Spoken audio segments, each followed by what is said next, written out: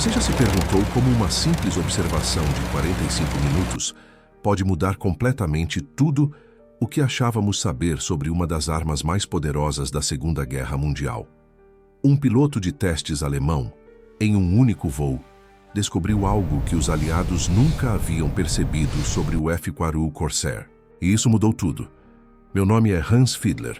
Eu era um dos melhores pilotos de testes da Luftwaffe. Em 1943, quando os aliados capturaram um de nossos protótipos, nós retribuímos o favor. Tínhamos um Corsair intacto em nossas mãos. Um caça que os americanos chamavam de Bent Wing Bird, o pássaro de asa dobrada. E eu tinha uma missão simples: descobrir suas fraquezas. Mas o que descobri naqueles 45 minutos no ar não foi uma fraqueza. Foi algo que os próprios pilotos americanos não tinham percebido. Algo que transformaria o Corsair de um caça problemático em uma máquina absolutamente letal. Deixe-me contar o que aconteceu naquele dia. E como uma perspectiva alemã revelou o verdadeiro poder deste avião. Era março de 1943, em um aeródromo secreto no norte da Alemanha. O Corsair estava ali, parado na pista. Azul escuro da Marinha Americana. Aquela asa invertida característica. O motor Pratt & Whitney R2800 Double Wasp de 2,0 cavalos de potência. Uma verdadeira fera. Os americanos estavam tendo problemas com este avião. Todos sabíamos disso. Os relatórios de inteligência eram claros. O Corsair era rápido. Incrivelmente rápido. Mais de 640 km/h em voo nivelado. Mais rápido que qualquer caça japonês no Pacífico. Mas havia um problema. Os pilotos não conseguiam usá-lo em combates de curva. Veja bem, no Teatro do Pacífico, os japoneses voavam o Mitsubishi A6M0, um caça leve, ágil, que podia virar em um raio absurdamente pequeno. Os pilotos americanos de Corsair enfrentavam um dilema mortal. Eles tinham velocidade e potência, mas quando entravam em dogfights tradicionais, combates de curva contra curva, os zeros os superavam. A doutrina tática aliada era frustrante. Não entre em combates de curva, diziam os comandantes. Use a velocidade, mergulhe, ataque e suba novamente. Boom and zoom, eles chamavam. Atacar e fugir. Mas isso não era uma solução, era uma limitação. Os pilotos de Corsair estavam presos a uma estratégia que desperdiçava o verdadeiro potencial da máquina. Eles tinham poder bruto, 2,0 cavalos rugindo à frente deles, mas não podiam manobrar como queriam. Não podiam perseguir um zero em uma curva fechada sem arriscar entrar em stall e cair. Era como ter um touro selvagem amarrado por uma corda curta.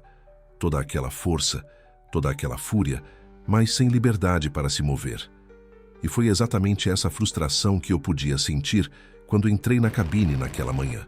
O Corsair tinha sido capturado intacto após um pouso forçado em uma ilha controlada pelos japoneses, que depois entregaram a aeronave aos alemães como parte de uma troca de inteligência. Estava em perfeitas condições, combustível cheio, munição carregada, pronto para voar.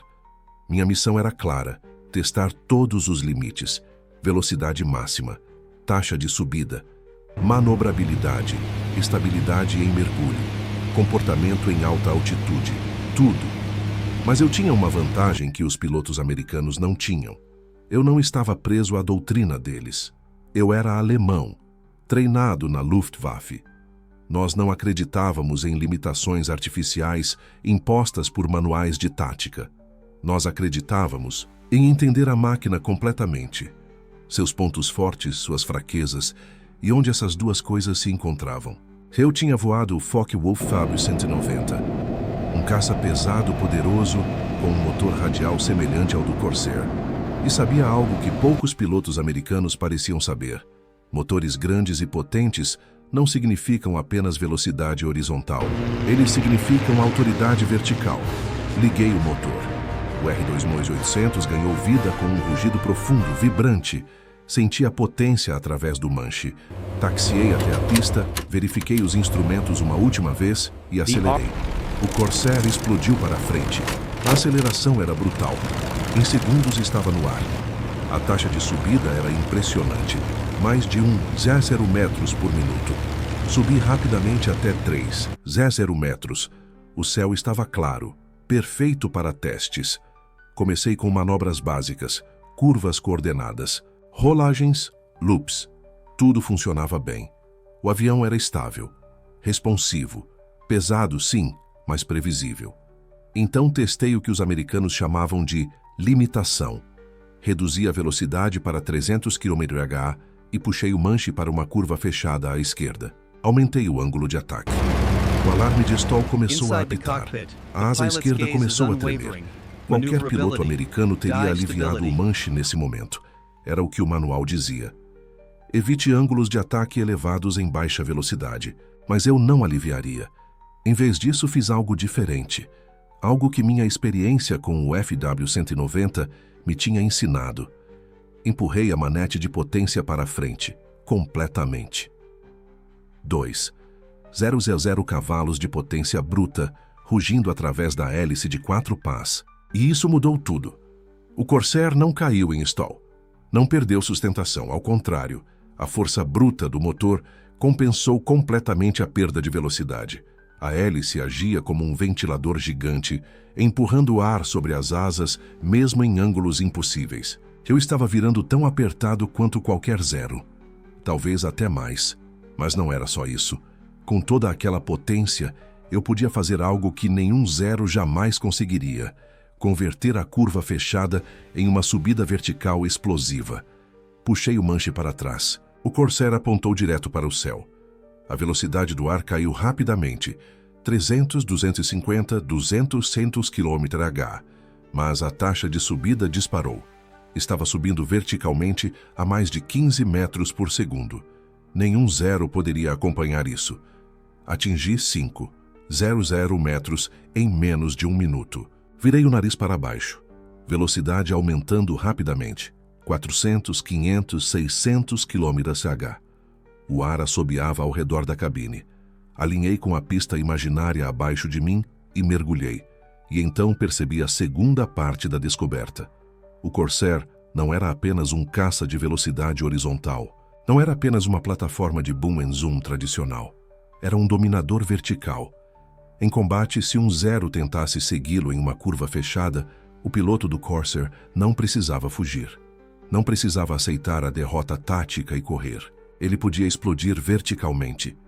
Podia usar aqueles 2,000 cavalos para converter a curva em uma subida vertical instantânea, ganhar altitude em segundos e então mergulhar de volta sobre o zero com velocidade e energia devastadoras. Era um loop de energia perpétuo. Curva, subida vertical, mergulho, ataque, repetir. Os americanos estavam voando o Corsair como se fosse apenas um corredor de velocidade, mas era um acrobata vertical disfarçado. Passei os próximos 30 minutos testando essa teoria repetidamente. Diferentes ângulos de ataque, diferentes velocidades iniciais, diferentes configurações de potência. Funcionava toda vez. Curvas fechadas com potência máxima, conversão instantânea para subidas verticais, mergulhos controlados com velocidade mortal. O Corsair não tinha fraqueza em combates de curva. Tinha uma tática completamente diferente que ninguém estava usando. Quando aterrissei, minha mente estava acelerada.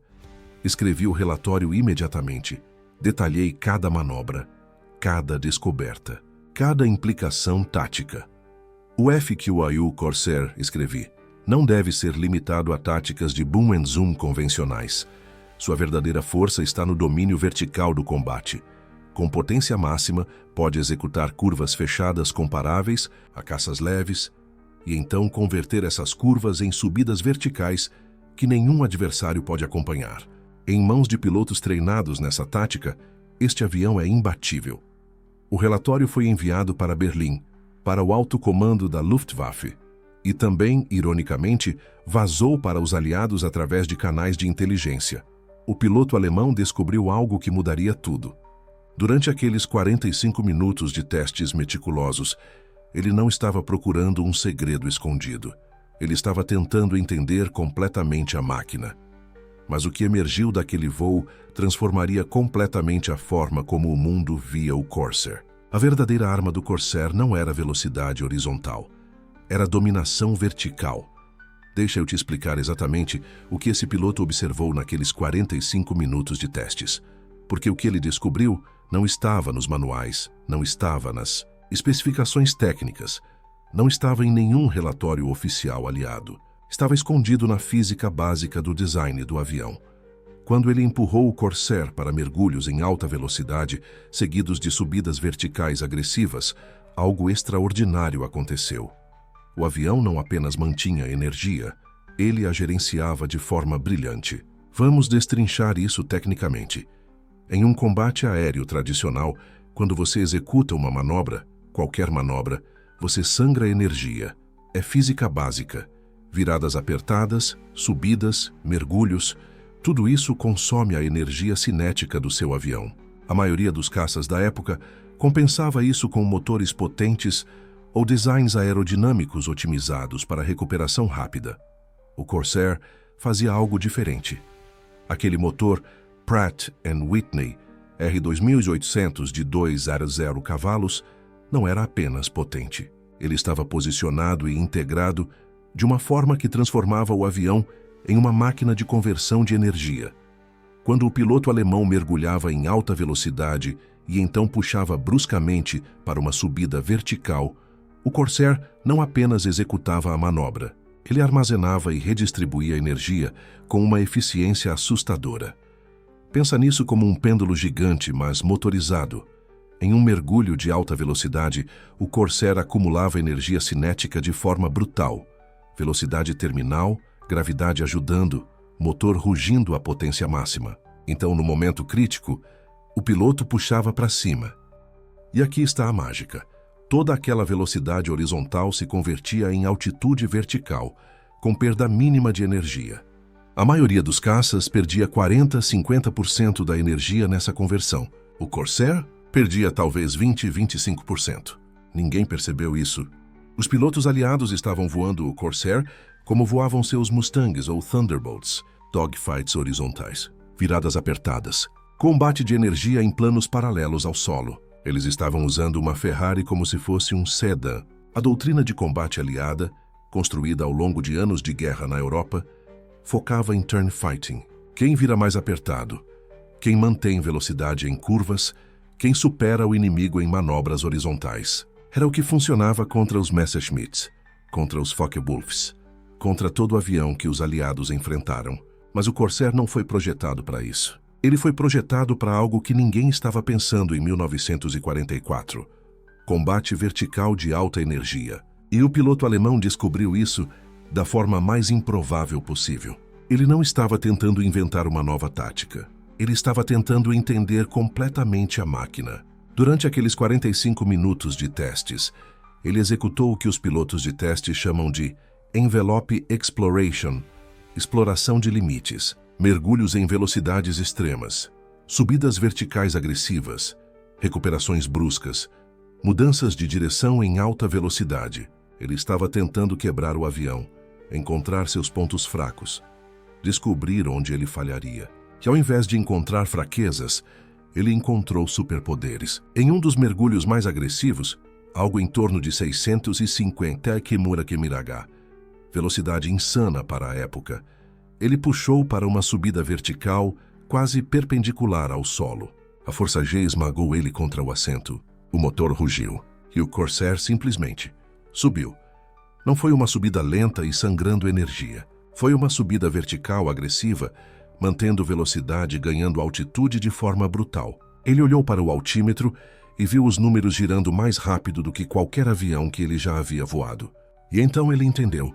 O que os aliados chamavam de problemas de manobrabilidade não eram problemas, eram trade-offs. O Corsair sacrificava a agilidade horizontal por algo muito mais valioso em combate.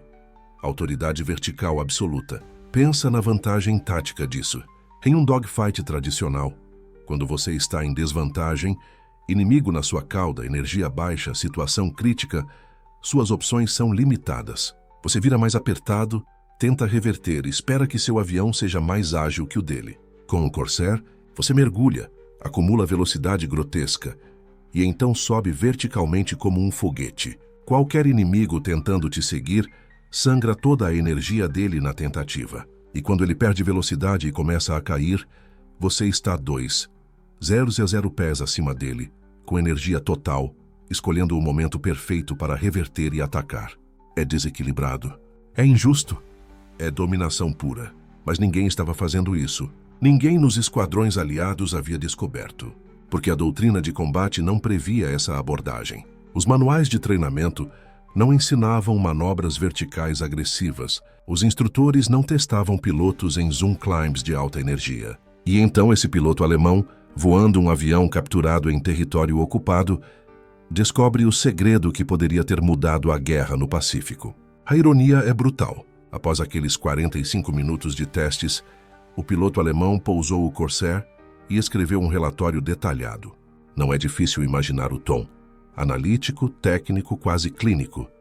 Mas por baixo daquelas palavras técnicas, havia um reconhecimento inquietante. Os aliados estavam subutilizando uma das armas mais devastadoras da guerra. E esse relatório começou a circular. Primeiro internamente entre a equipe alemã de análise de aeronaves capturadas, depois para comandantes de esquadrões de teste, e eventualmente, através de canais de inteligência que funcionavam nos dois sentidos durante a guerra, fragmentos daquela informação vazaram.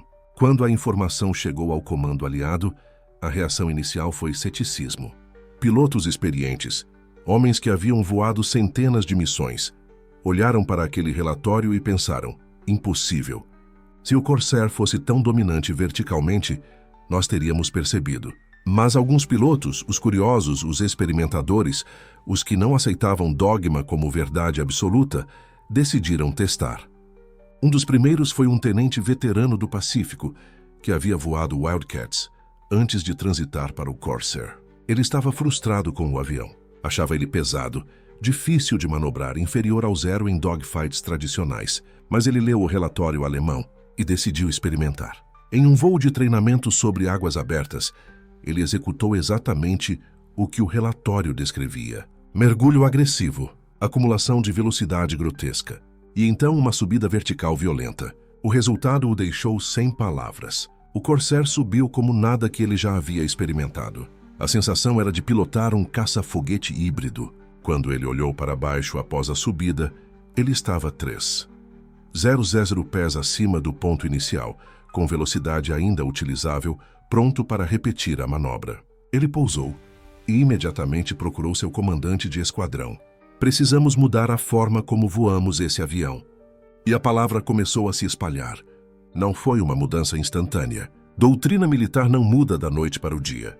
Pilotos experientes não abandonam anos de treinamento por causa de um relatório e alguns testes iniciais. Mas aos poucos, esquadrão por esquadrão, piloto por piloto, a técnica começou a ser adotada. Pilotos que experimentavam a tática vertical voltavam com histórias quase fantásticas. Zeros que antes eram ameaças mortais agora eram alvos fáceis. Dogfights que antes eram batalhas equilibradas agora eram execuções unilaterais. Um piloto descreveu a sensação como ter um código de trapaça ativado.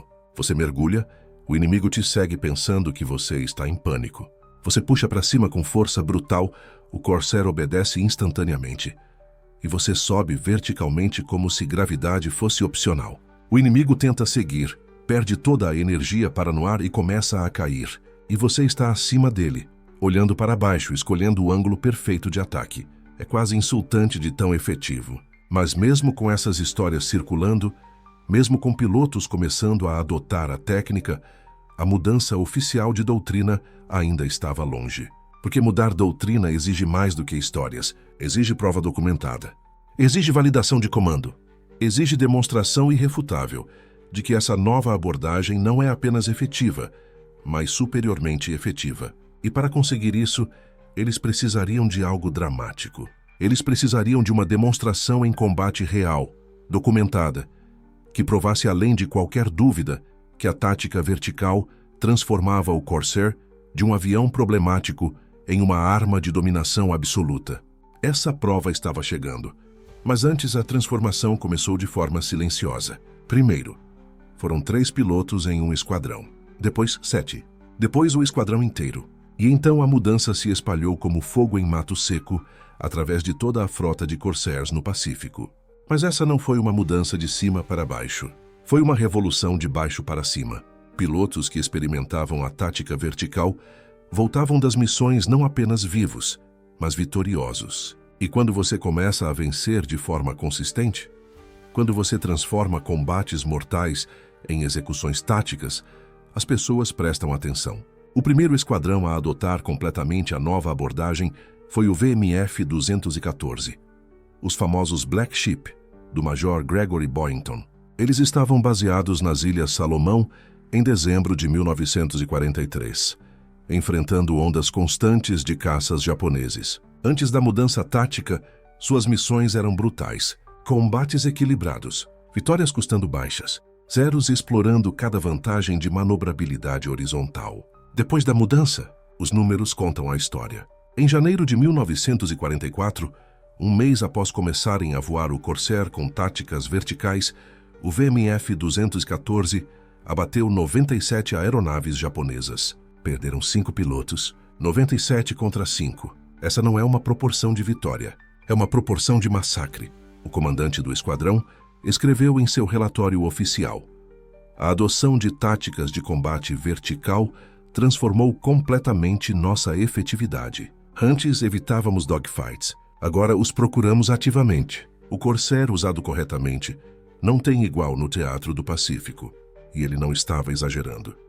Um dos pilotos do VMF 214, Tenente Robert Hanson, descreveu sua primeira experiência usando a tática vertical em combate real. Eu estava em uma patrulha de rotina quando avistei 4 zeros abaixo de mim. Antigamente eu teria atacado em um mergulho, disparado e fugido imediatamente. Boom and zoom clássico. Mas dessa vez fiz diferente. Mergulhei a 650 km/h. Disparei no primeiro zero e o acertei. Mas em vez de continuar o mergulho para escapar, puxei para cima com potência máxima. Força G esmagadora, motor rugindo. E o Corsair subiu verticalmente como se estivesse em trilhos. Os 3 zeros restantes tentaram me seguir. Eles puxaram para cima, motores gritando, mas em 5 segundos eu já estava 500 pés acima deles. Eles perderam velocidade, começaram a cair, e eu estava lá em cima, olhando para baixo, escolhendo meu próximo alvo. Inverti, mergulhei novamente, abati o segundo, subi novamente. Mesma coisa, o terceiro tentou fugir horizontalmente. Eu converti minha altitude em velocidade, o alcancei em segundos e o abati também. O quarto zero simplesmente desistiu.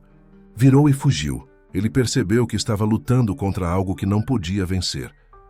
Essa história começou a circular entre os esquadrões, não como folclore, como tática validada, porque Hanson não foi o único. Dezenas de pilotos começaram a relatar experiências semelhantes. A matemática era irrefutável. Antes da mudança tática, a proporção média de vitórias de um piloto de Corsair era de 2,1 contra zeros. Bom, mas não excepcional. Depois da mudança, a proporção saltou para 11-1. 11 zeros abatidos para cada Corsair perdido. Era uma mudança estatística tão brutal que analistas de inteligência inicialmente pensaram que os números estavam errados. Verificaram, reverificaram, entrevistaram pilotos, analisaram relatórios de missões. Os números estavam corretos. O Corsair, voado com táticas verticais, não era apenas superior aos caças japoneses. Era esmagadoramente superior. Mas mudanças em doutrina militar não acontecem por causa de números. Acontecem por causa de pessoas. E em fevereiro de 1944, a pessoa certa experimentou a tática vertical e ficou convencida. O almirante Mark Mitcher, comandante da Fast Carrier Task Force, estava visitando um porta-aviões no Pacífico quando assistiu a uma demonstração de combate simulado. 2 Corsairs contra 4 Hellcats, o caça naval padrão da época. Os Hellcats eram pilotos experientes, bons em dogfights horizontais, confiantes. Os Corsairs usaram táticas verticais. O combate durou 3 minutos. Os 4 Hellcats foram abatidos, sem que os Corsairs sofressem um único hit simulado. Mitcher não disse nada durante a demonstração. Apenas observou. Depois virou-se para o comandante da ala aérea e disse uma única frase: "Eu quero todos os pilotos de Corsair treinados nessa técnica imediatamente." E assim começou a mudança oficial. Em março de 1944, a Marinha do ZIL emitiu a Diretiva Tática Naval 4403. O documento era técnico, cheio de jargão militar, mas a essência era clara. Táticas de combate vertical usando domínio de energia devem ser consideradas a abordagem primária para pilotos de F-4U Corsair em engajamentos com caças inimigos.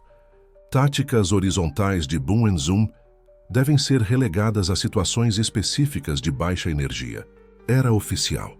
A doutrina havia mudado, mas mudar um documento não muda a realidade operacional. Pilotos precisam ser treinados. Instrutores precisam aprender. Toda a cadeia de comando precisa se adaptar. E foi aí que algo extraordinário aconteceu. Os próprios pilotos se tornaram os instrutores. Veteranos que haviam dominado a tática vertical começaram a ensinar os novatos. Não em salas de aula, não em simuladores, no ar em voos de treinamento reais. Você vê aquela nuvem ali? Um instrutor diria. Mergulha até ela a potência máxima.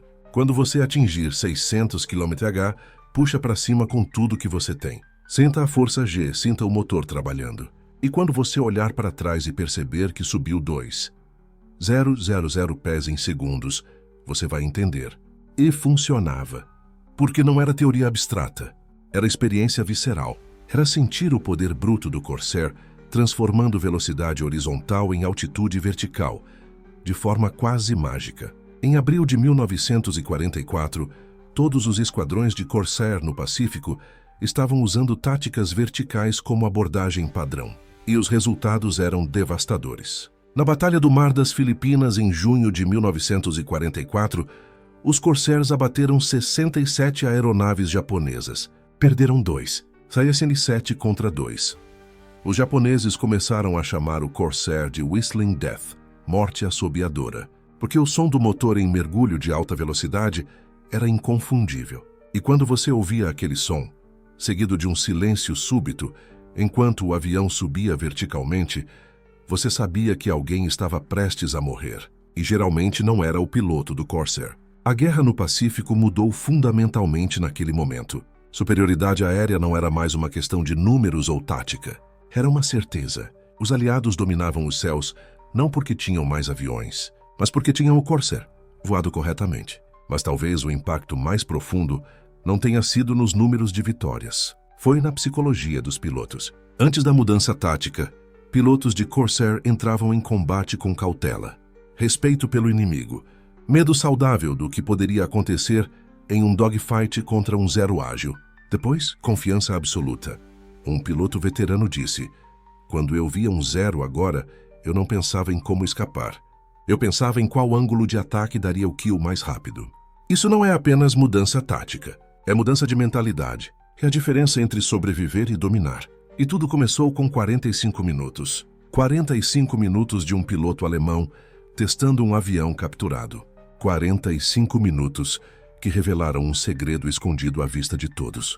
45 minutos que mudaram completamente a forma como o mundo entendia o Corsair. A ironia é brutal e linda ao mesmo tempo. Uma observação feita pelo inimigo salvou incontáveis vidas aliadas. Uma descoberta nascida de curiosidade científica transformou um avião problemático em uma lenda. E uma mudança de perspectiva, de horizontal para vertical, reescreveu as regras do combate aéreo. Hoje, quando você visita museus de aviação e vê um Corsair preservado, a placa geralmente fala sobre sua velocidade, seu motor potente, seu design distintivo de asa invertida, mas raramente menciona a descoberta que o tornou verdadeiramente letal.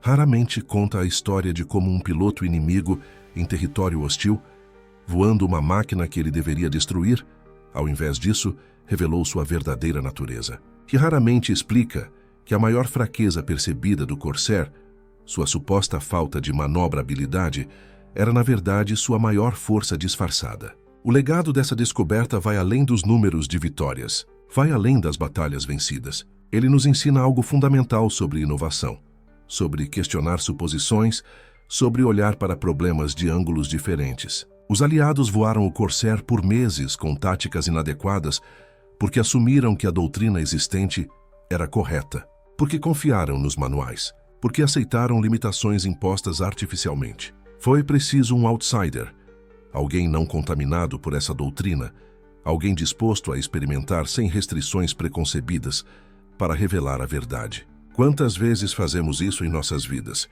Quantas vezes aceitamos que algo é difícil ou limitado, porque é assim que sempre foi feito? Quantas vezes deixamos de explorar completamente o potencial de uma ferramenta, de uma ideia, de nós mesmos, porque acreditamos em restrições que nunca testamos? A história do Corsair é um lembrete brutal de que, às vezes, as maiores descobertas não vêm de novas invenções. Vêm de novas perspectivas sobre coisas que já existem. 45 minutos.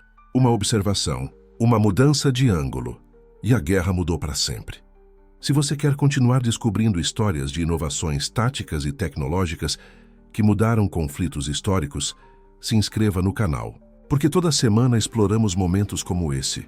Momentos em que uma única descoberta, uma única mudança de perspectiva transformou completamente o curso da história. E quem sabe, talvez uma dessas histórias mude sua perspectiva também. Obrigado por assistir. E lembre-se, às vezes a solução não está em mudar a ferramenta. Está em mudar como você a usa.